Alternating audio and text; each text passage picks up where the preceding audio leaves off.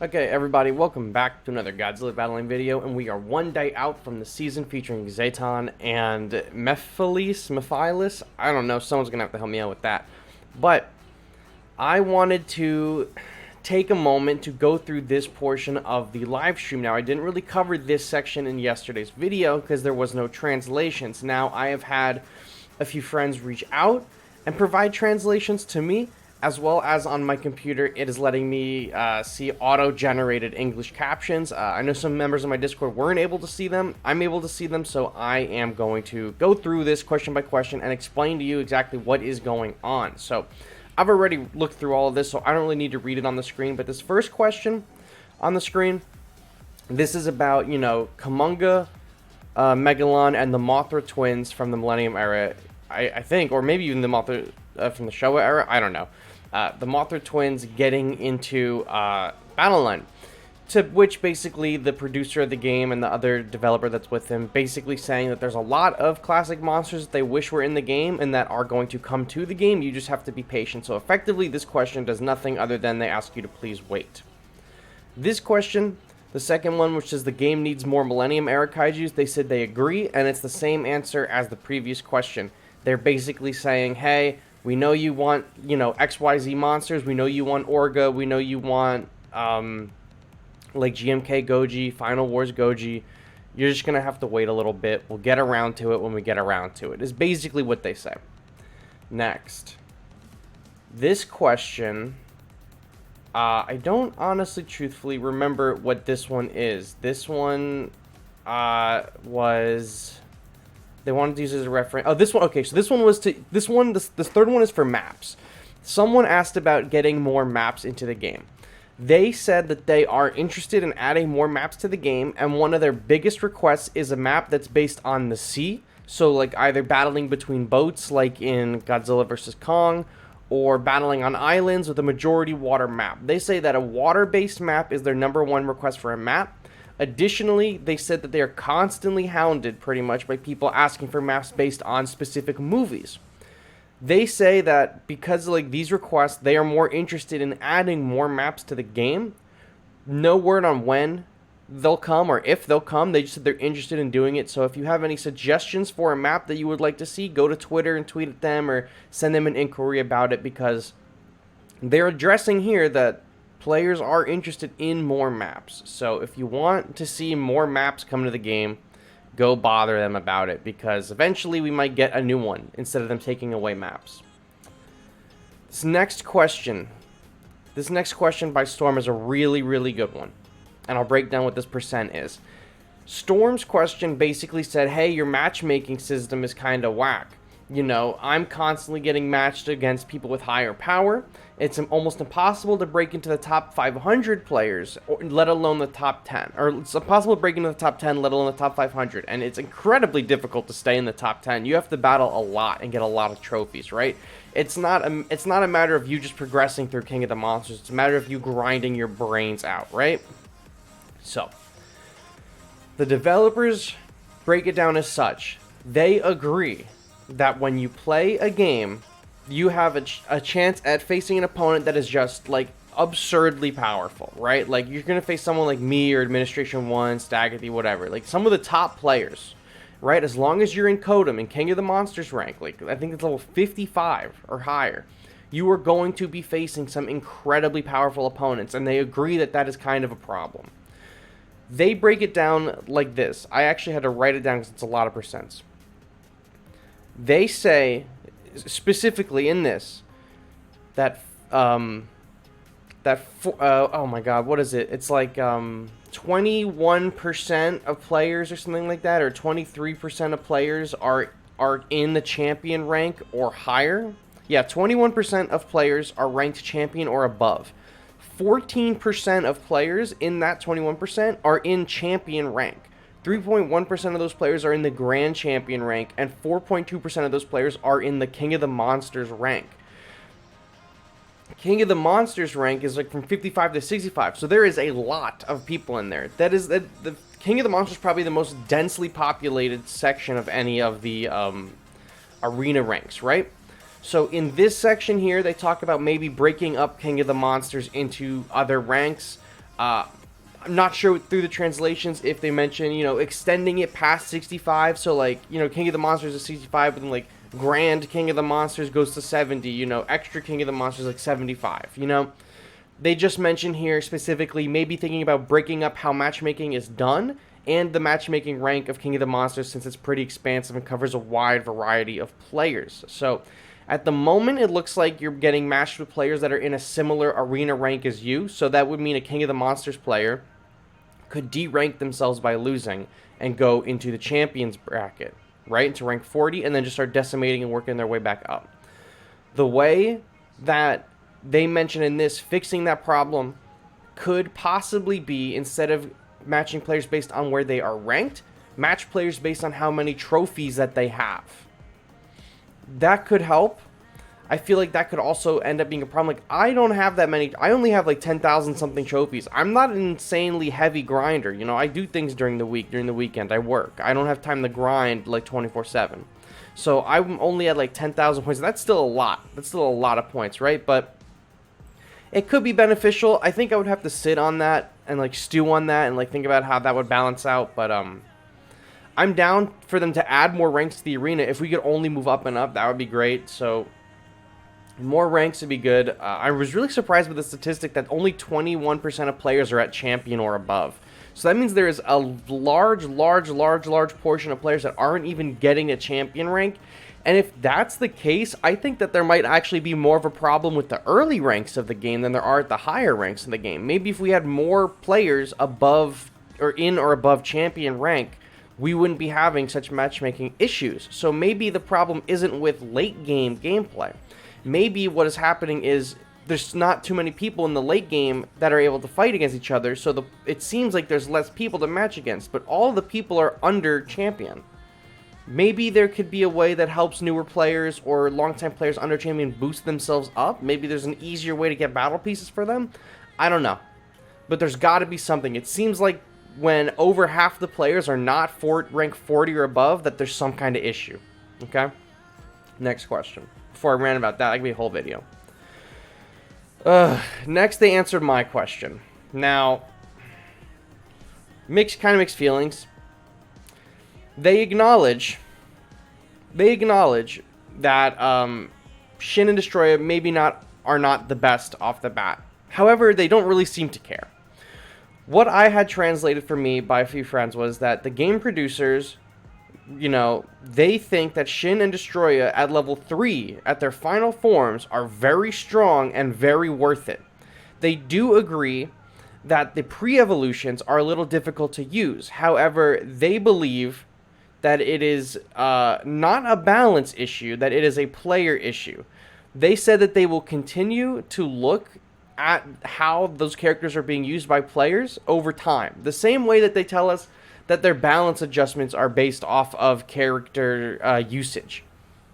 If that was the case, Batra would have been nerfed months ago. So it looks like, as far as the developers are concerned, we are bad at the game, and Shin and Destroyer are actually incredibly meta units and very good units at high levels. Go figure, right? So basically, they're telling us if our Destroyer and Shin Godzilla aren't level 20, right? They seem to be testing everything at 20. They think that Shin and Destroyer are good enough at high levels that they don't really need a change, but they will monitor the usage and the development of the characters in the arena.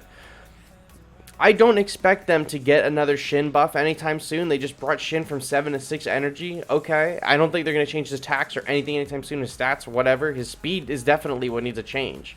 Right? Just his speed would be fine. Destroyer, I don't know what. Destroyer just needs an overhaul of some kind, because Destroyer is just not usable. Right?